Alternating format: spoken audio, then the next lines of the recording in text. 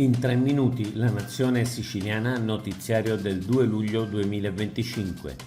Galvagno va in aula ma non cade in trappola. Il presidente dell'ARS Gaetano Galvagno accetta la seduta che gli era stata richiesta ma non presiede l'aula e mantiene il massimo garbo istituzionale.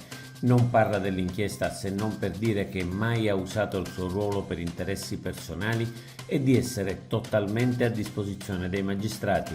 Insomma, non cade nella trappola che era già pronta e incassa più solidarietà del previsto.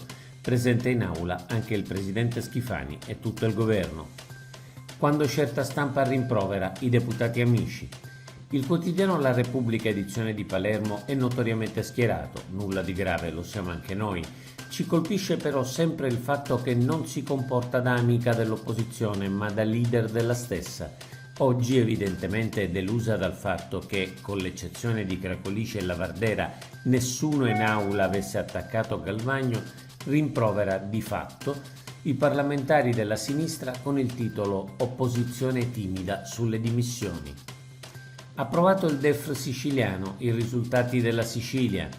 Negli ultimi 3 anni la Sicilia ha avuto una crescita del PIL pari al più 3,5%, superiore al più 2,8% del Mezzogiorno e al più 2% dell'Italia. Sono i dati contenuti nel documento di economia e finanza regionale DEF per il triennio 2026-2028 approvato lunedì scorso dalla Giunta su proposta dell'assessore all'economia Alessandro Dagnino. Per quanto riguarda il disavanzo, questo è passato da oltre 7 miliardi del 2018 a 900 milioni del 2023. Confesercenti e Federalberghi, mandate l'esercito. Palermo è sempre più una città fuori controllo, con violenze, furti, spaccate e aggressioni ai turisti, e iniziano finalmente le prime reazioni forti. Federalberghi e Confesercenti di Palermo in un intervento comune affermano che la sicurezza è una priorità e servono interventi urgenti dello Stato per fermare l'escalation di violenza in città, non escluso l'impiego dell'esercito, come misura temporanea e strategica per garantire ordine e sicurezza. Don Rugolo condannato in appello. Don Giuseppe Rugolo, il sacerdote della provincia di Enna accusato di violenza sessuali su minori, è stato condannato a 3 anni in appello. La condanna è stata ridotta rispetto ai 4 anni e 6 mesi del primo grado, ma escono comunque confermate le accuse del giovane che ha denunciato il sacerdote.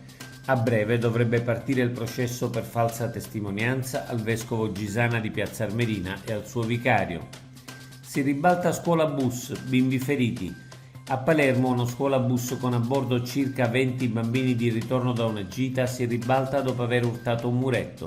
L'autista, pare per un guasto meccanico o rottura dei freni, ha perso il controllo del mezzo. 4 bambini feriti non gravemente, più l'autista e un assistente. Il mezzo era incredibilmente sprovvisto di revisione, scaduta nel 2018, e assicurazione, scaduta a marzo. Oggi è tutto per l'informazione del quotidiano La Nazione Siciliana. Leggi tutti gli articoli sul nostro sito www.lanazionesiciliana.eu.